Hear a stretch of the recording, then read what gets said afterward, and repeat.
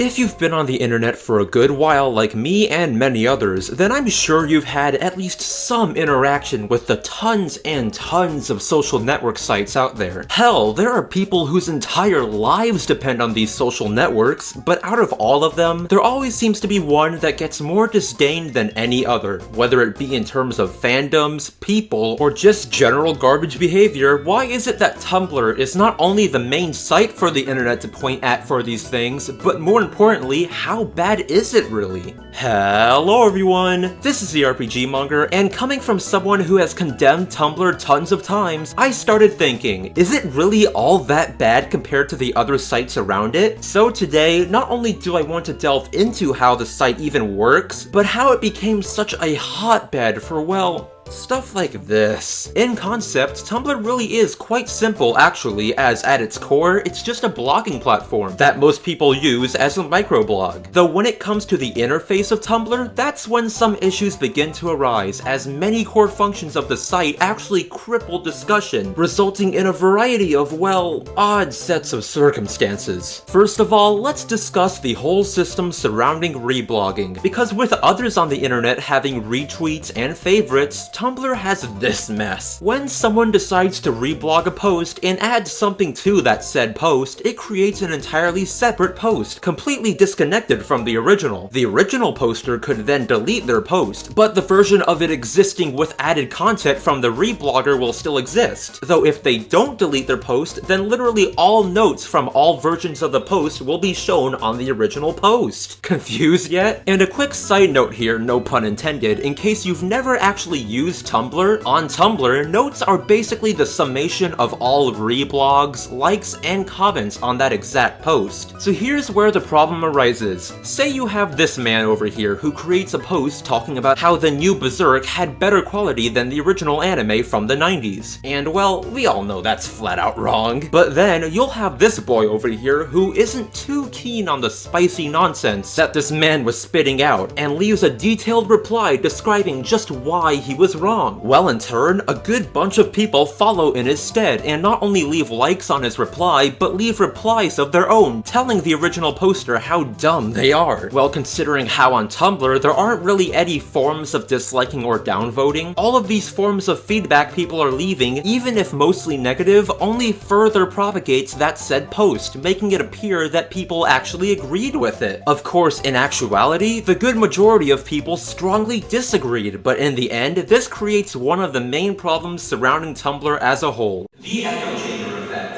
An effect that makes the site a hotbed for some of the most bizarre things you'll find on the internet. Now, at first glance, this may not seem like that drastic of a problem, but if you take a look at the situations it immediately causes, you may not doubt me as much. And for this, I'm sure Tumblr isn't the only problem child, but holy hell is it the most apparent. Just by the way that Tumblr works, in actuality, the only content that will really ever reach the average Joe like me or you is either the incredibly amazing stuff or the loud, obnoxious stuff. Because remember, on Tumblr, negative attention and positive attention just about equate to the same thing, and really don't make much of a difference. With this, as any of you who have used the site over a long period of time may be able to relate to, while you'll get some really cool stuff in your feed, you'll also get actual false information that was just propagated by the hundreds of people who blindly believed it, and that's a whole other issue that I'll dive into real soon. On most sites, if someone is throwing a tantrum or spewing nonsense, they'll just end up being buried by dislikes and downvotes, but as I said, on Tumblr, all sorts of attention-propagated posts regardless of their nature, creating an almost celebration of very strange things. Like here, let me give you a situation that has sadly happened way too many times. So Pokey is mad at Ness because he feels Ness has been bad-mouthing him to their friends. So then, he goes on Tumblr to rant about how Ness hasn't been a very upstanding friend, and he's very frustrated with how it's all going. It wasn't meant to be a big ordeal, all Pokey intended to do was just vent on his Tumblr blog. Well, Ness is pretty popular, so when one of his friends, Paula, reblogs Pokey's post to say that he's wrong and Ness has just been a bit under the weather recently, Ness of course also joins in, saying he never did such a thing. I mean, come on, could this face hurt anyone? Well then, Paula's followers, who also know Ness since he's close friends with Paula, start reblogging to add their take on the matter. Ness's followers others join in as well in even larger numbers. Some are on Poke's side, some are on Ness's side, and others are just there to mess around. In a couple of days, Poke's original post has more than 200,000 notes, and everything is in absolute chaos since nobody is listening to anyone else. The worst part is, the most popular version of the post is the one that has the largest mountain of accusations towards Ness, as drama and gossip always gets the most attention on any platform. That's a pretty bad situation, right? We'll take what happened there and replace it with just about any topic that will typically turn on that justice impulse that so many of us have, and you'll get one of the most major issues on Tumblr. But we're not done yet, because with situations like these come one of, if not the worst thing that happens on Tumblr: witch hunting. Now, witch hunting happens on all sites, but with Tumblr's interface, things are only worse. So to harken back to what I said earlier with how accusations can lead to absolute nightmares on Tumblr, that is how a typical witch hunt begins. These can be accusations including but not limited to tracing art, stealing headcanons, fraud, sending hate, blackmailing, hacking attempts, and abuse. All that needs to happen is for some person with bad intentions to make a single post slandering someone beyond repair just because they don't like that said person. If this sounds ridiculous to you, then just wait, because it gets worse. Once people begin seeing this post, it honestly regresses to a snowball effect, because with more and more people blindly believing whatever was being accused originally, none of them even do a semblance of research. And this is kind of a PSA from me as well, but you must remember that without any solid proof, things such as screenshots and accusations could and may very well be completely fake. On Tumblr, I've seen people go as far as to take random out-of-context screenshots of things and use that as grounds to basically sick all of their followers on them to publicly shame them as hard as possible. Even when quote-unquote proof is provided, more often than not, it's just fabricated or completely fake in general. And with Tumblr's system, their manipulation is only made easier. Now, I wouldn't say that Tumblr is completely and utterly awful, because it really isn't. While many people paint it to be a terrible place, it isn't always hell on earth. It does, yes, have many problems and issues that lead to the kind of things I just got finished discussing, but it also serves as a platform for people to post fantastic art for the world to see. Not to mention, there are a bunch of Tumblr communities that are really not toxic, believe it or not. My point is, Tumblr does have many problems that have led to its infamy on the internet. Believe me, I've seen it all firsthand. But to shame others for using Tumblr and enjoying the good sides of it makes you just as bad as those who are ruining the site for everyone. Like, I for one do not actively use Tumblr anymore, but I don't shame my friends who still use it. To give my final thoughts on it all, I'll say this. From the echo chambers caused by its discussion-crippling system, to the witch hunts led by tens to sometimes even hundreds of people, there are many reasons to dislike Tumblr. But coming from someone who doesn't even like it all that much either, please do not brand people under some undesirable label just because they happen to use Tumblr. I mean, come on, why not just let people do what they want to do? Sure, the site as a whole has issues, some avoidable and some not, but at the end of the day, if people still derive pleasure and enjoyment out of something like Tumblr and they're not hurting themselves or others in any way, then what's the harm?